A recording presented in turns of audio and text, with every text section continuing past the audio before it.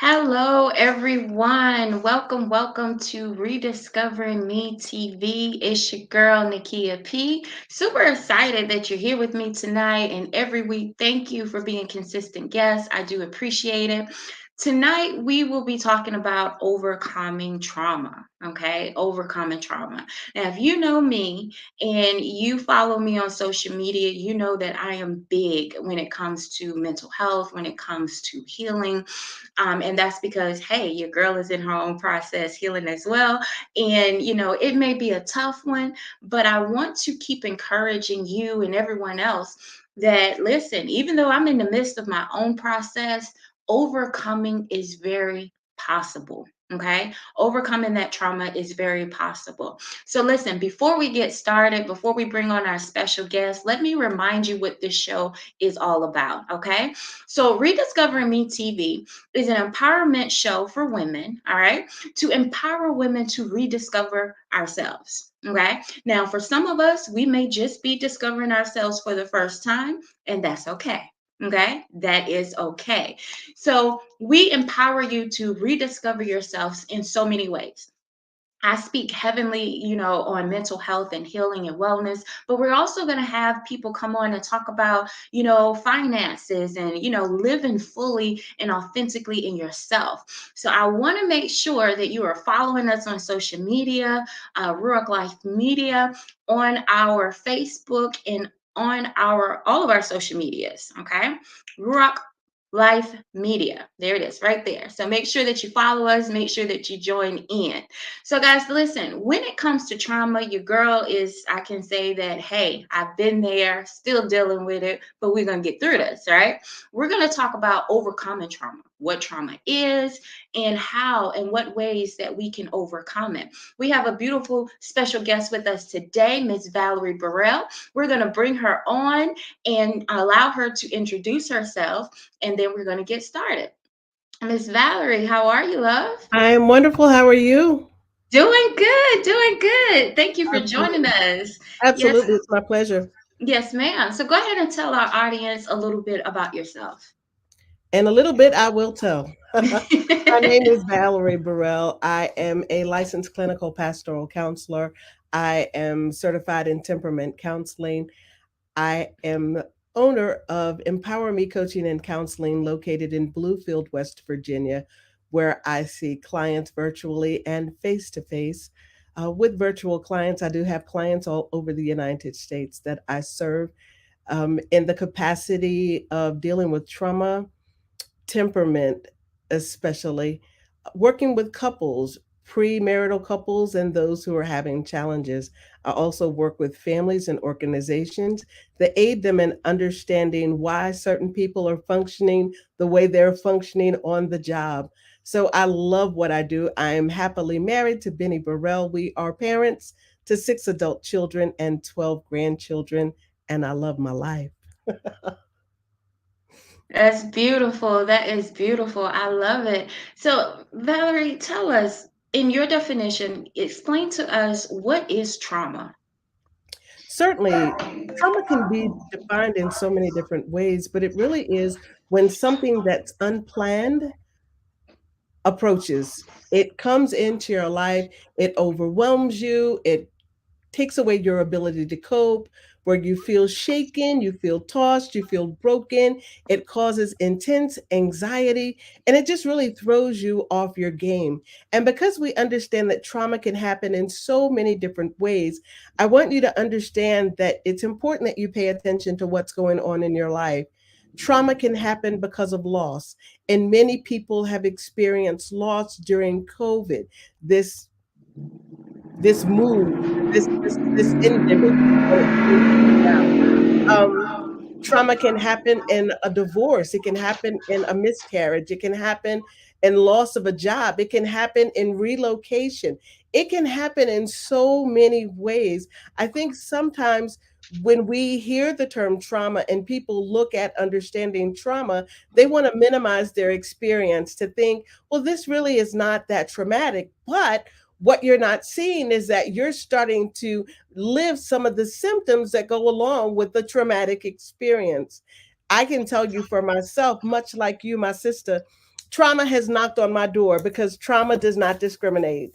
It will hit everybody, every shape, size, color, financial realm. It does not matter. Trauma can hit us all. And for me, I've experienced trauma in abandonment. I've experienced trauma from sexual assault. I've experienced trauma for how I raise my kids. Like I'm telling you, there's so many things that can affect us and traumatize us. We must be keenly aware of what we're feeling.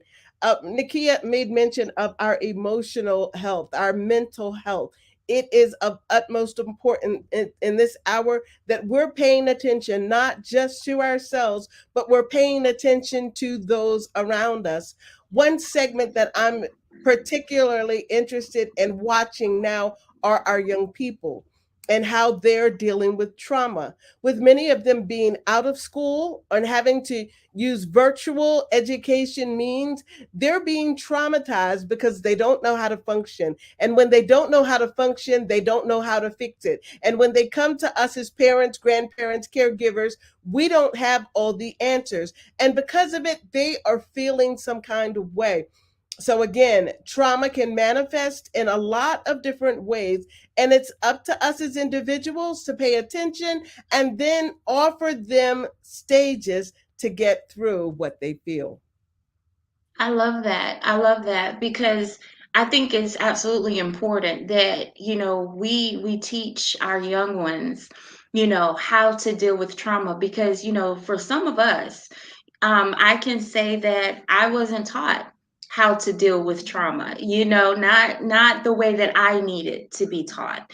So many times we teach based off of our own experiences, off of our own, the way that we had to go through life. And I think that it's important for that, which is why I do speak so highly on mental health and things like that, because I know how trauma can affect you. Absolutely. It sometimes is not as easy as some may describe it.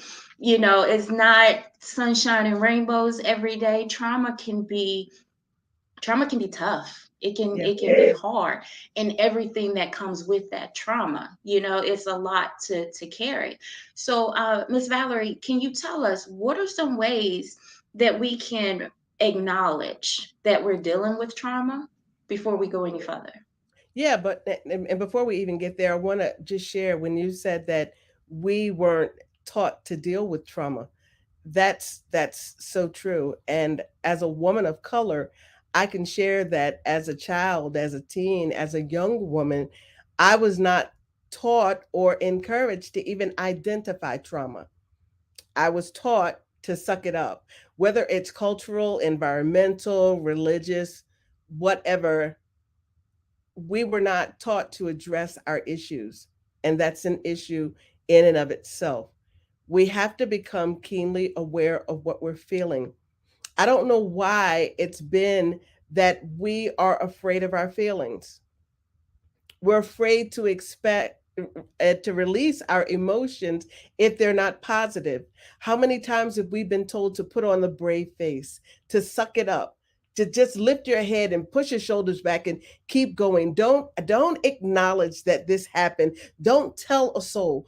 We were taught this way to suppress those things that would indicate that we've been traumatized. And what did that trauma turn into? It turned into eating disorders. It turned into uh, self-cutting. It turned into turning to substances and drugs. It turned into a lot of different things because we didn't have the proper coping mechanisms to handle what we were suppressing. Remember, I said trauma, it will shock you, it will confuse you, it will cause intense anxiety because you're not able to cope with this unexpected situation. So, one thing that you can do if you're feeling like if you're in a place right now and you're feeling like, I don't know what to do. Like, this does not feel right to me.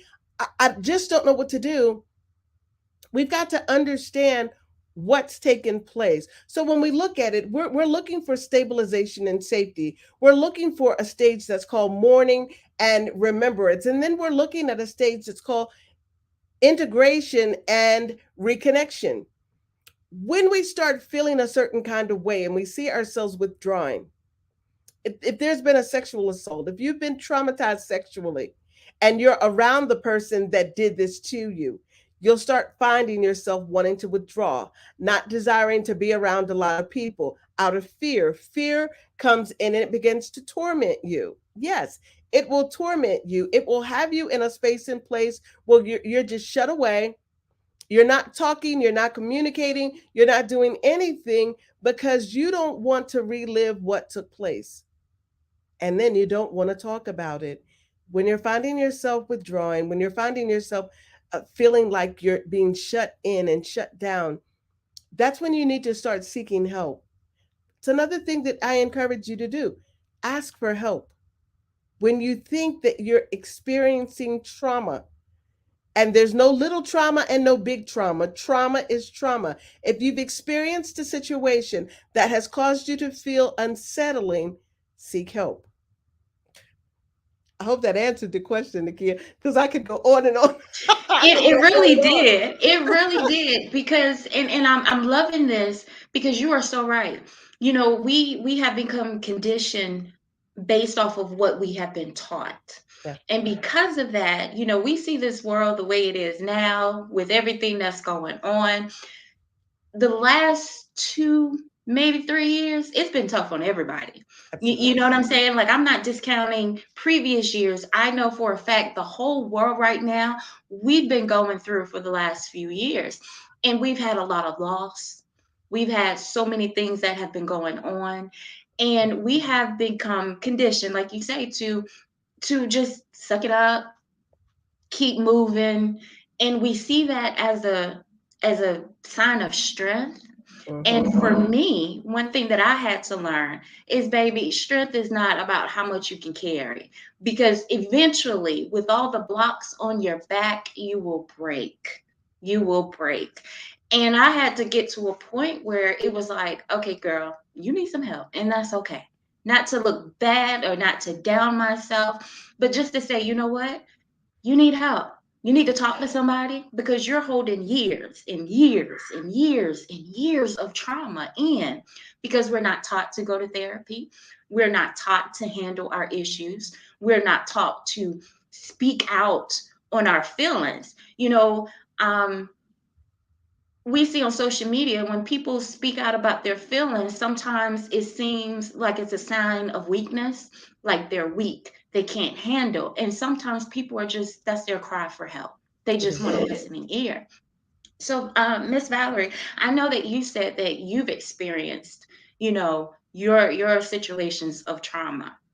And if you don't mind, if you can share just a little bit with us about that and what you did to get through that process of dealing with that trauma.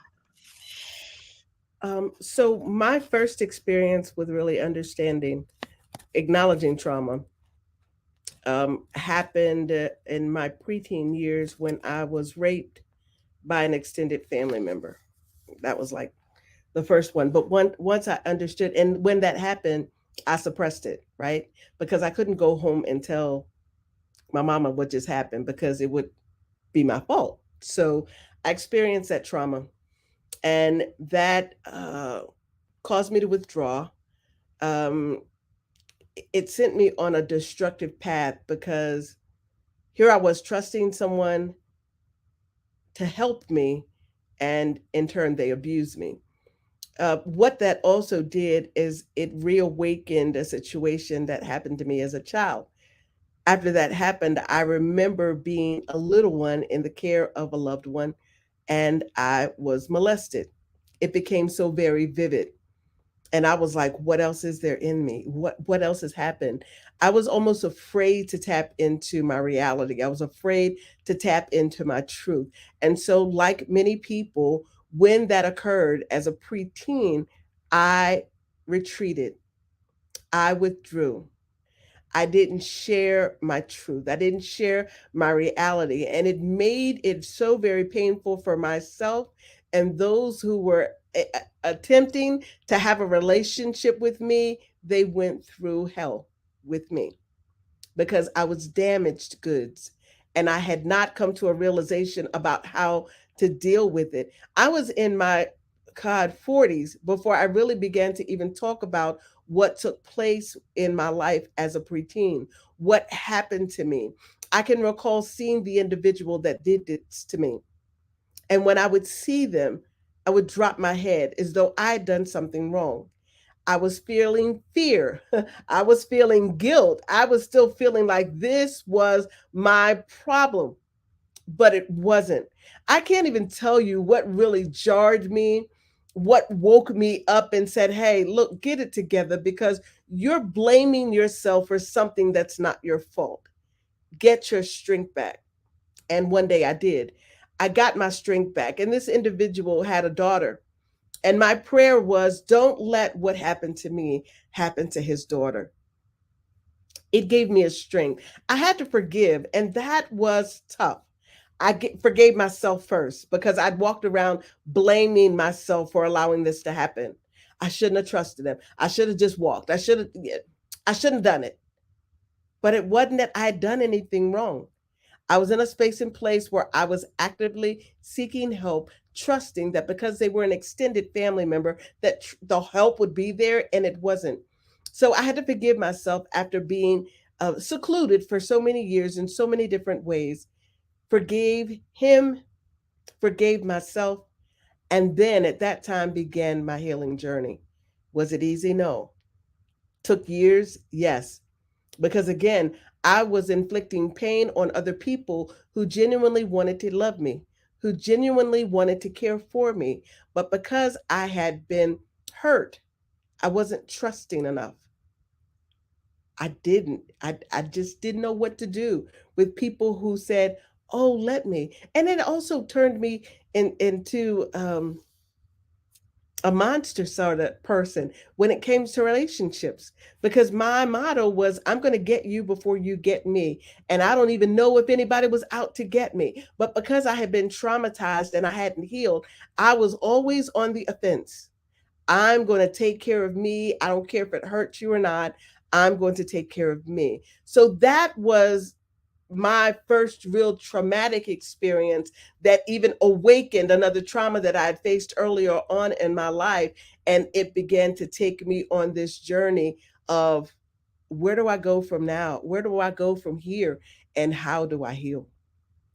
Mm, that's good. That's good. And I like what you said when you said that, this awakened a new trauma for you, that something that you didn't even realize that had happened at first. And those things happen because we can suppress these things. Now that I can say that now that, I'm doing therapy, it kind of shocked me, just by my therapist asking questions. And I was like, wait a minute now, wait a minute. What you Wait a say? minute, what Wait you a mean? But it taught me that, you got to look at yourself. You have to be honest with yourself. You have to be kind to yourself. You have to give yourself grace. And that is something that's not an easy process either, because we become so accustomed to blaming ourselves for every situation, for suppressing everything that happens, for not talking, and the first person we're ready to blame is ourselves. Absolutely. So forgiving ourselves and then being graceful and kind to ourselves and loving ourselves, that's a whole nother process. I don't think that some people really understand the different processes that you go through when you're on your path to healing. I always say that there's just no one path. You know what I'm saying? Like, we all heal differently. I can't tell nobody how to heal because I don't know what you've been through. But Right. I can say that even though you're on one process, I'm quite sure there's another one, because there's so much work that we have to do. And each day, it gives us an opportunity to be kinder to ourselves, to love ourselves, to forgive ourselves, and even forgive those people that may have caused that trauma. What was that process like for you, as far as forgiving yourself and learning how to love yourself again and trust yourself as you started to move forward? Yeah. So. That's a real good question. As a therapist, as a counselor, and aiding people in trauma, when I look at the stages, the first one being stabilization and safety. I also think about Maslow's hierarchy of needs and how you go up the scale and making sure that certain things are in place to cope and manage whatever it is you're feeling. For me, I was not stable. Stabilization took years. It literally took years. Safety, I sort of grabbed the reins because from that point forward, I was very mindful and intentional about the circles that I was in, the places that I was going, the people that I was with. I had a very small circle that I trusted, and anything outside of that did not get my full attention or my activity. The biggest thing for me was being stable because my mind wasn't stable, because I wasn't healed. Stabilization was a challenge because I noticed that there were times that certain things, even certain voices, would trigger the thought of, oh, wait a minute, you got to back up. You got to go away. Now go inside. Like I even had struggles going to family cookouts and the person was there, right? Can you imagine? You have to go there and act like you don't see, you don't know, you don't feel, but all the time you do. And you have to smile. And when they said, go fix them a plate, you go fix them a plate and take them a drink, and you take them a drink. And the whole time there's this instability that's taking place in your emotions where you're thinking, is he looking at me? Does he want to do it again? Or is he looking at another young person in the room? Like, what is going on? So it took a lot of time for me to get to that space and place of stabilization where I was able to say, you know what? I'm going to stand on my feet. I'm going to square up. I'm going to have the conversation. I'm not going to back down anymore because I am continuing to imprison myself, and he does not care. He's not giving any thought to it. And I share that with us as we're going through the process of overcoming trauma. You have to understand that most of the time, the person or thing that traumatized you has moved on. We're keeping ourselves imprisoned by not allowing ourselves to become stable in our thinking and stable in our emotions, even stable in what we're confessing. I know a lot of people who have experienced trauma and they want to stay right there in it. Oh, I'm a victim. Oh, I'm a victim. It was an experience, it happened. But let's move from that victim's mentality to being stable, to understanding that it was a moment, it was an experience, it's now a part of my history, and I'm going to move forward and I'm going to succeed in whatever I put my heart and mind to, according to God's intent for my life. I am stable. So that was the hardest challenge for me. Safety, I could handle because I was going to make sure that I was in a safe place. Safe place was always at the top of the list. Oh, this doesn't look safe. I'm not going. But stabilization was a challenge for me for many years. Okay. Okay, I respect that, and I like that and I'm just gonna say this because I'm very open and things on my platforms. I love how you said that it took time. It took time, and I say that because sometimes I'm just gonna be honest. There's moments where I'll be like, please tell me what prayers you praying, because people be like instantly. And I'm like, what prayers are you praying? Like, tell me something, because we want that instantly. But I've learned that sometimes we don't tell the full thing. We want people to, see that it's pretty and graceful and beautiful on the other side. But people also need to be fully aware that, hey, these dark times, they're tough and they're hard, but you can get through them. You can get through them. And so I'm just going to say, I appreciate that you said that it took time and that you understood that it was a process, because I do have troubles with that, because I'd be like, I need to know what prayers people be praying. Well, one thing that we have to understand with that, Nakia, is that because trauma affects all of us differently, I believe in my experience and others that have been sexually traumatized, we don't get over that quite as easy as the trauma of having to relocate or the trauma of losing a job. Um, it's just different. When there's been an intimate encounter, it does something, especially when somebody has violated you sexually, like they became a part of you. And it's not like you can go in and take your shower and wash it off. I don't care what kind of soap you use. You can use Dawn or Dove. It don't even matter. It's not going to wash it away. And then there are the mental images that you constantly have, that when you close your eyes, you see it. Or you rub up against somebody and you feel it, or you smell a certain cologne and it triggers, ooh, that's what he smelled like. And so because there's so many things connected to sexual trauma specifically, it's not like I can just brush it off. Oh, yeah, it just happened, whatever. It's not that easy. So when you're having that, and then you're faced with a physical abuse trauma where you relive those moments, it's not as easy to get over as it is, I lost my job, woe is me. Well, yeah, and I'm not making light of this, please understand, because there is trauma that people have when they lose their jobs. But depending on why you lose your job, you can fill out a form and start getting compensated. You can send a resume to a buddy and you can get hired. You have to make some changes, but the traumatic experience may not linger as long as someone that experienced a physical trauma. So, yeah, it does take time, and it takes processes, and it takes us knowing our own truth. Because there are times that people say, I'm over it, I'm done, I'm healed. Okay, cool. That's what you say. Let me bring the source of your trauma into the room. No, I don't want that. Oh, but you said you were over it. Let's confront it face to face. Oh, oh, so you're not over it. That's what's important. Don't try to just sugarcoat it and pass it off like you're okay if you're not okay.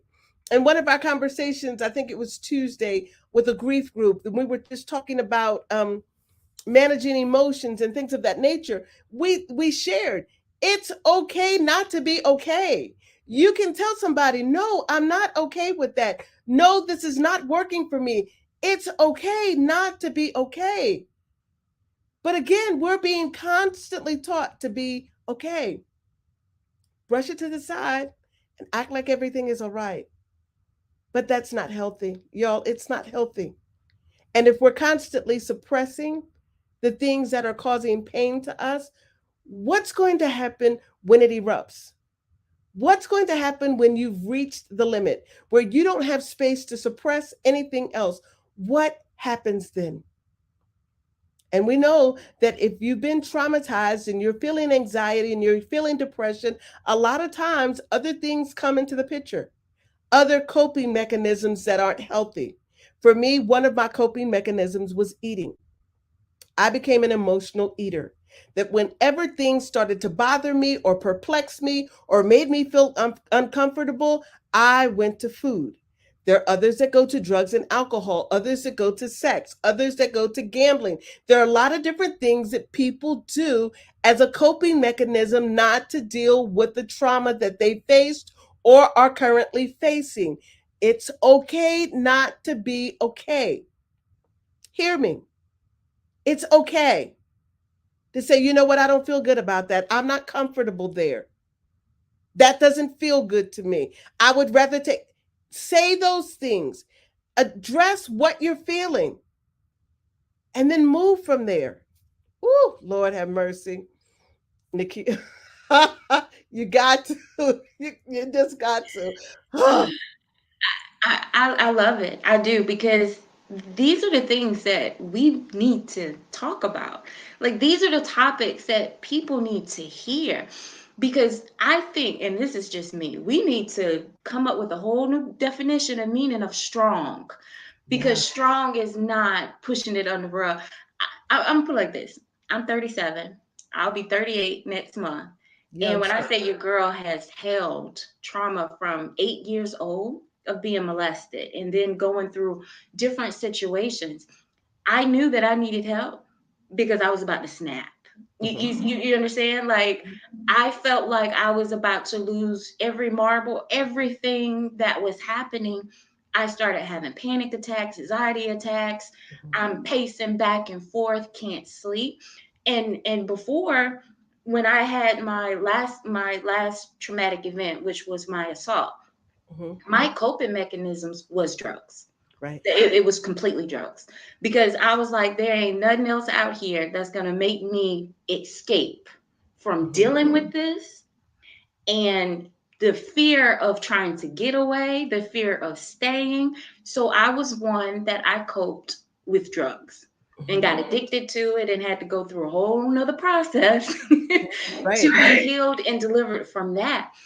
And I think that is so important that we understand that we don't have to be strong by hiding. Speaking up has been the best thing for me. It has been absolutely amazing, because now, and I mean, I'm not going to say like I'm completely there, because, I admit that your girl still got some rain and clouds over here. But one thing that I had to be honest with myself about was there was nobody out here that was going to come and save me. You see what I'm saying? It was a decision that I had to make for myself. And it had to be personal. And that's why I keep telling people, baby, this fight is personal. You got to make it personal, because you are fighting for yourself. You're Absolutely. fighting to save yourself. So speak your boundaries. If it's not comfortable, then it's not comfortable. If it's not something that you want to do, it's not something you want to do. I'm good at staying away from people. I'm good at it. I'll be like, nah, I'm good. Y'all just go ahead and do what you do. But I think that people need to be informed Mhm. about these things, setting boundaries, learning that you don't have to be okay every day. We don't have to uphold this image. We really don't. And I think once you get into a space where you're not concerned about what people say, you know what I'm saying? That you're living for you, you're fighting for you, and you're doing what you need to do. That's the best choice ever. Miss Valerie, I'm gonna ask you this. Um, now for you, and I'm gonna say this because I know that sometimes, because of how we were raised, okay, and I can say this also as a PK. I'm a preacher's kid. I'm born in the church, raised in the church, been engaged to pastors. My whole family is nothing but pastors. Okay, I have nothing but ministry around me. I growing up, for me, therapy was just, you don't do. You don't do. And as I began therapy, it was also something that still wasn't looked at as a good thing, because some people made it look like I was going against religion. You see what I'm saying? Or going against certain things. So for you, Miss Valerie, as you know, for what you do in your job and also a believer, can you please explain to us how we can still believe and still seek help and go from there?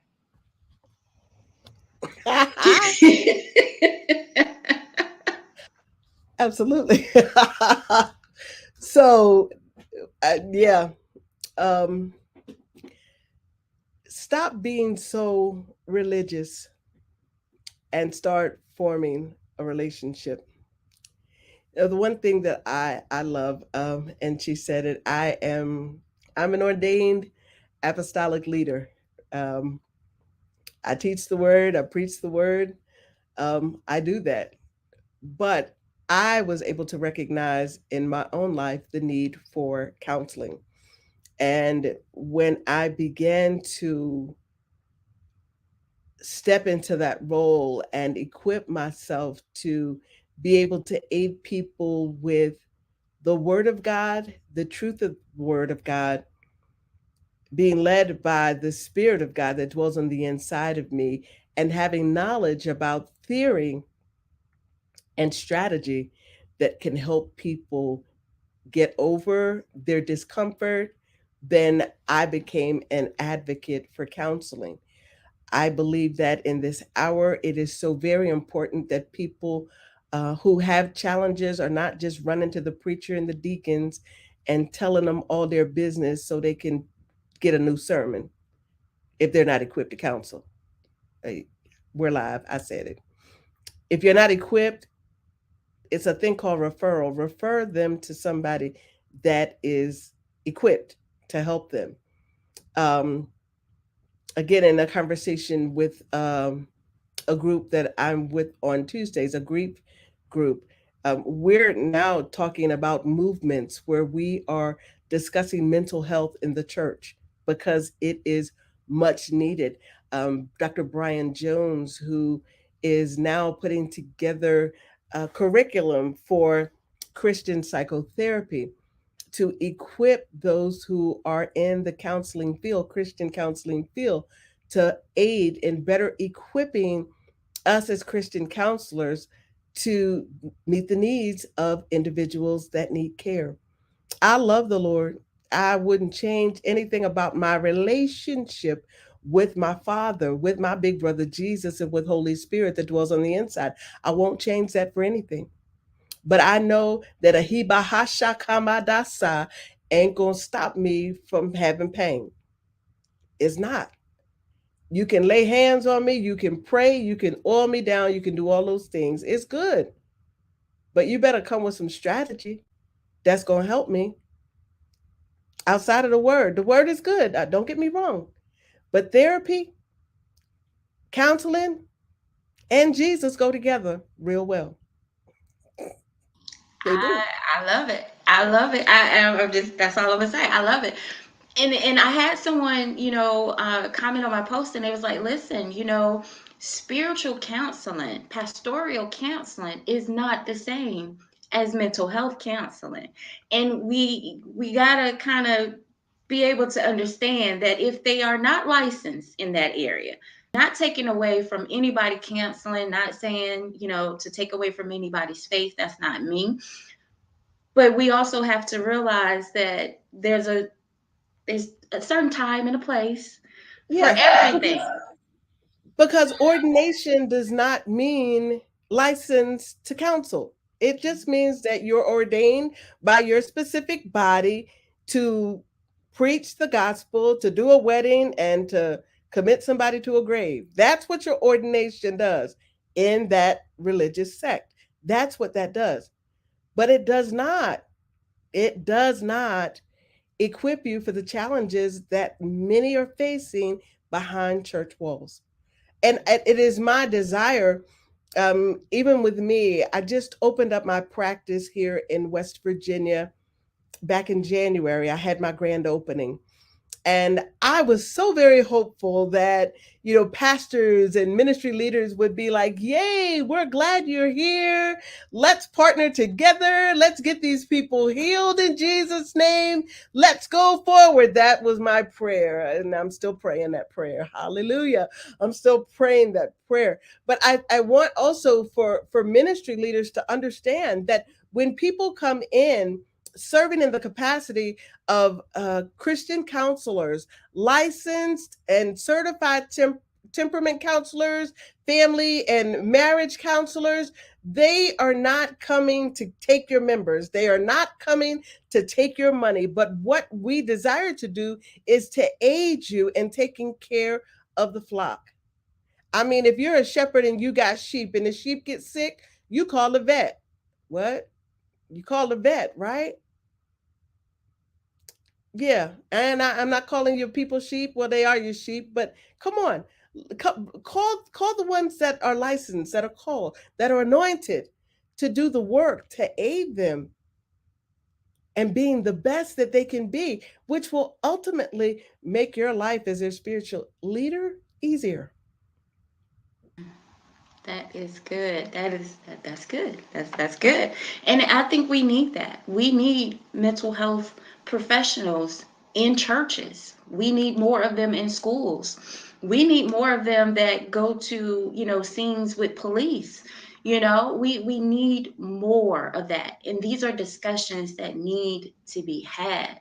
And I get it. And I'm going to say this to all my listeners out there, whether you're watching this live or you're watching the replay, like, we get it. It's hard to open up about your feelings sometimes. Trust your girl, I be. tripping and struggling with that every now and then. But it feels so much better when you Freeing. get it out. It really does. And I can say there are days that your girl don't want to get up out of bed. There are days that I be struggling. Yesterday I had therapy, and after therapy, I was like, "Girl, you can bounce from this day. Like you got this thing. It was a struggle yesterday morning, but girl, you got this." And I think that is so empowering to be able to speak up and speak out. You know, we see so many shirts and t-shirts. I have a shirt for domestic violence, and it says, my life matters, so I spoke out. To me, it's the same thing when it comes to trauma, when it comes to mental health. My life matters. So instead of me keeping my mouth shut and trying to fight this thing through, I'm gonna speak up because I matter. My life matters. My feelings matter. And I told people, I said something today. I was like, I'm sorry, y'all, but I'm not gonna be out here turning cheeks for nobody else. Like, you're not gonna keep hurting me. And I just turn the other cheek and allow you. No, baby, you're gonna stay where you at. You're gonna stay where you at. Like, we gotta get out of it's okay. You know what I'm saying? People can do this to me and it's okay. I can take it. I'm strong. Nobody's saying that you're not strong. But every strong table, no matter how strong it is, if you keep weighing that thing, you keep putting more and more weight, it will break. And we don't want to break. I don't want to break, but we don't want to break. So opening our mouth, talking and speaking is beautiful. Okay? It is beautiful.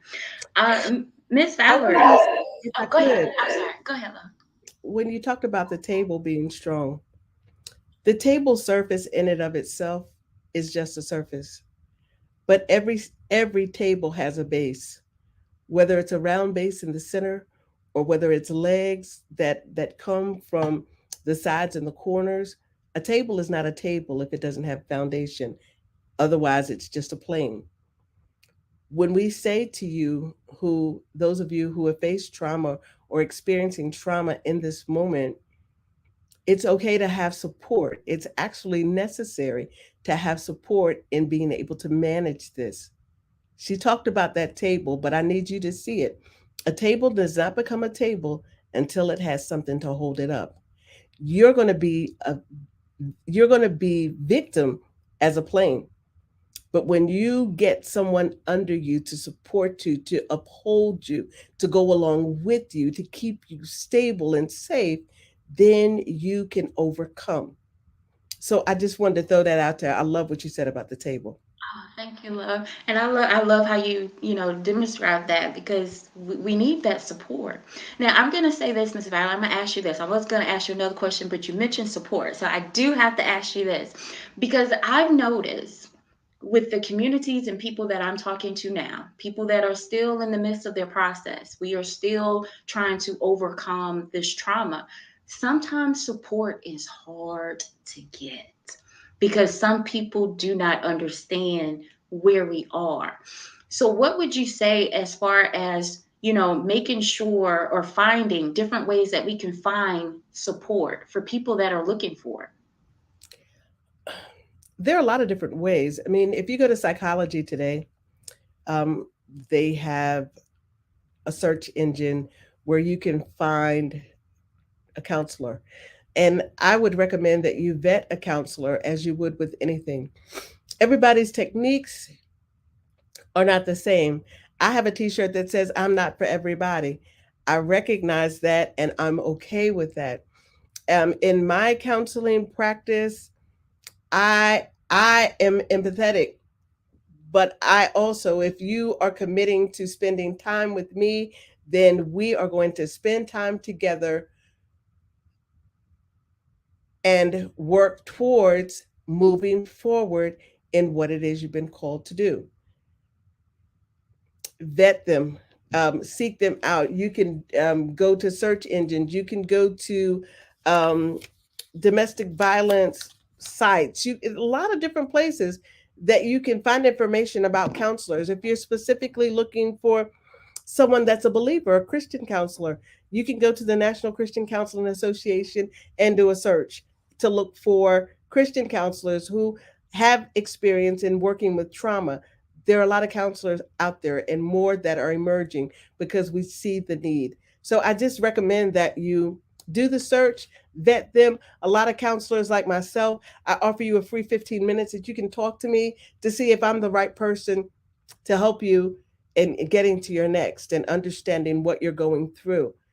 I may be, I may not be, but many of us offer that so that you can get to know us, hear a little bit about us, know what it is that we do to help you be your best.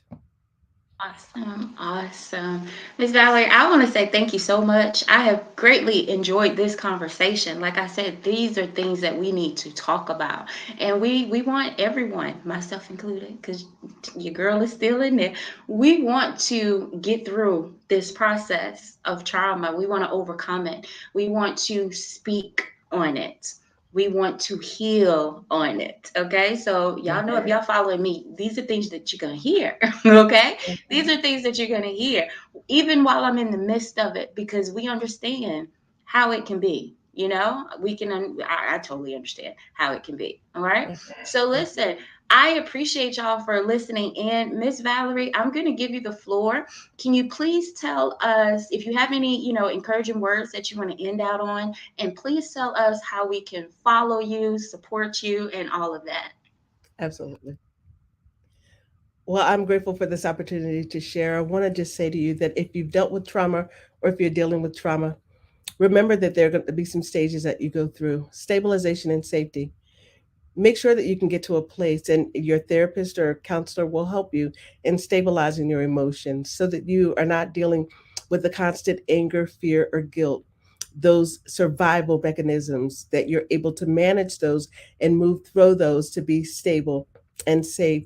Also, we want you to, as you're moving to the next stage, which is mourning and remembrance, I want you to understand that you can review what trauma you went through, but you don't have to relive it.